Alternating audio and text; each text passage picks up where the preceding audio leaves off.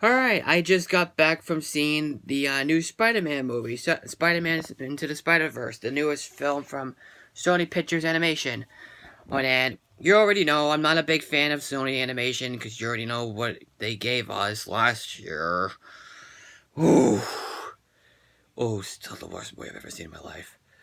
But, but with that said, I was actually a little nervous about this new movie.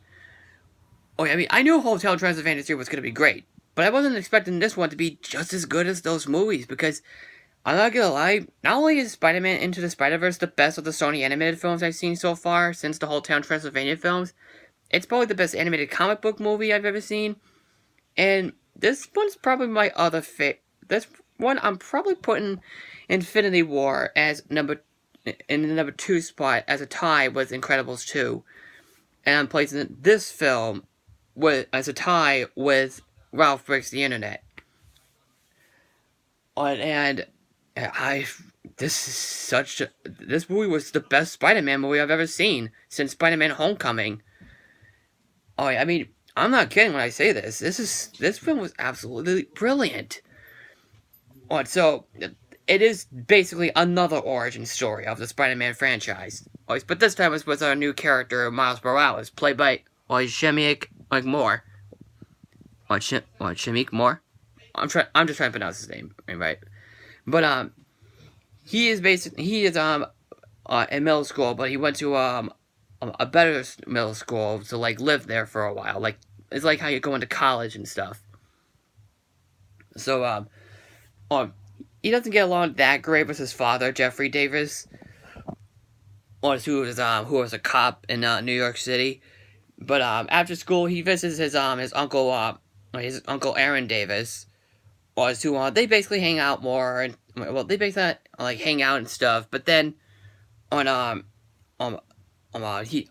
gets bitten in the hand by this radioactive spider, and then later on we see Spider-Man, a Peter Parker Spider-Man, on trying to fight off the Green Goblin, and because there's this dimensional portal device where the evil Kingpin comes in, who is actually the main villain of this Spider-Man movie.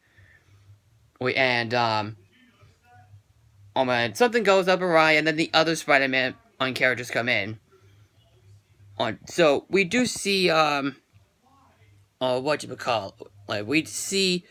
we see one Spider-Man character, in Miles' universe, and he was played by Chris Pine from Wonder Woman, the love interest character.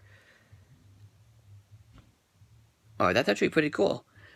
So but something happens to that Spider-Man, but I really do not dare to talk about. But let's just say it's something very, very dark. But what do you call it? So we do see the other Peter Parker, but it's actually Peter B. Parker, played by Jake Johnson. What do you call it?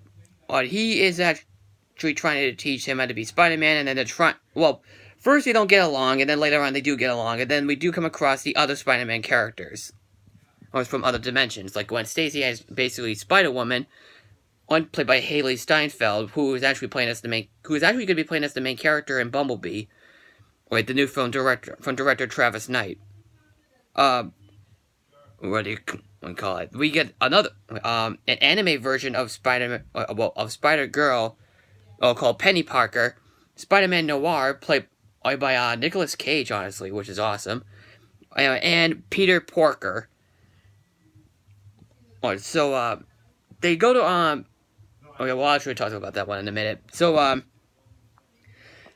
what they gotta do, they gotta stop Kingpin from setting off this device from because he's trying to get something, like bring someone back from the dead, which I don't want to ruin it here as well. So it teaches a good lesson about teamwork, and you have to accept your loss and stuff. So the great stuff about this movie. The animation is some of the best I've seen from Sony. This is what Sony should do. like, it actually doesn't go to, like, Pixar quality kind of animation. Or, like, it's just being its own thing. The story itself is a very well done origin story. The characters are, like, every single last character, including, like, the Spider character, well, the other Spider-Man, Spider-Women, characters, they're all very fleshed out, and they have very unique personalities. Like, and they all have some really good lines as well. My favorite Spider-Man was actually the grown-up Peter Parker. Or, like, I like how he's more like a supporting character to, I love how, I really love the idea that they made him into, like, a teacher to Peter Parker. Or to Miles, I mean. So, what do you call it? Spider-Gwen. Oh, well, I'm just calling her Spider-Gwen. Spider-Gwen is a lot of fun. I say the cutest character in the entire film was actually Penny Parker. She was great. Like, adorable as hell. Spider-Ham was also adorable as well. They go, later on, we see the Miles Morales, or Spider-Man, on lair, because, they go on to Aunt May, played by Lily Tomlin, to see the other suit, and also get, a new thing for that teleportation device. Well, the dimensional device, whatever the hell you call it. And what do you call it? The jokes in this movie, the humor it gets a lot of really good laughs. Like the comedy in this film is really great. I mean, a lot of the time, and the soundtrack was great too. Oh man, and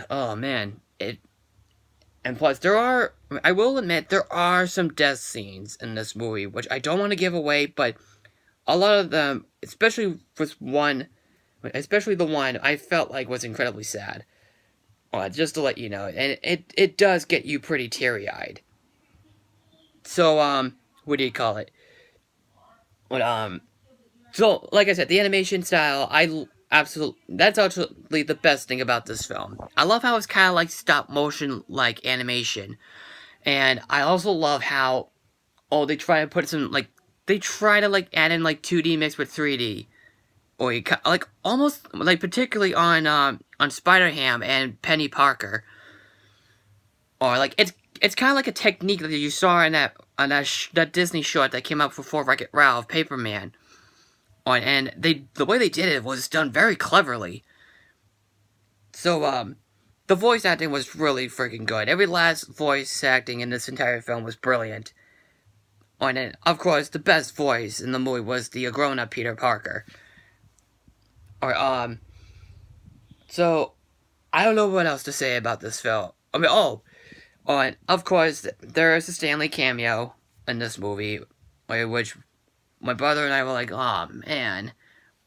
Because obviously we all really miss him so much since he passed away a few weeks ago. So, and there's a couple of post-credit scenes. One is a quote from Stan Lee, which I will dare not say what it is. And the next post-credit scene, it's hilarious. It's super hilarious. My brother and I cracked up at that scene. So, overall, I think Spider-Man Into the Spider-Verse is the best film this year, along with Ralph Breaks the Internet, in my opinion. And it's definitely the best Sony animated film and the best Spider-Man movie ever made. Like, since Spider-Man Homecoming. If you guys got the time, if you guys haven't seen it yet, this weekend, definitely go check it out. Before you even go see, like, Aquaman, Mary Poppins Returns, or Bumblebee.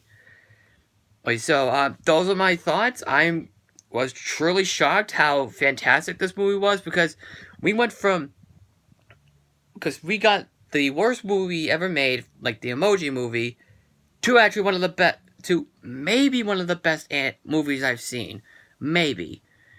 Well, actually, it probably is, because it is the best animated comic book movie I've seen in my life.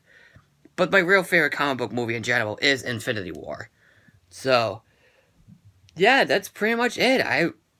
I'm so happy to say that this was such a brilliant film. that's my thoughts. And if you have seen it, what did you think about? I mean, what did you think about the film? Just comment below. Follow me on Twitter, Facebook, and Stardust.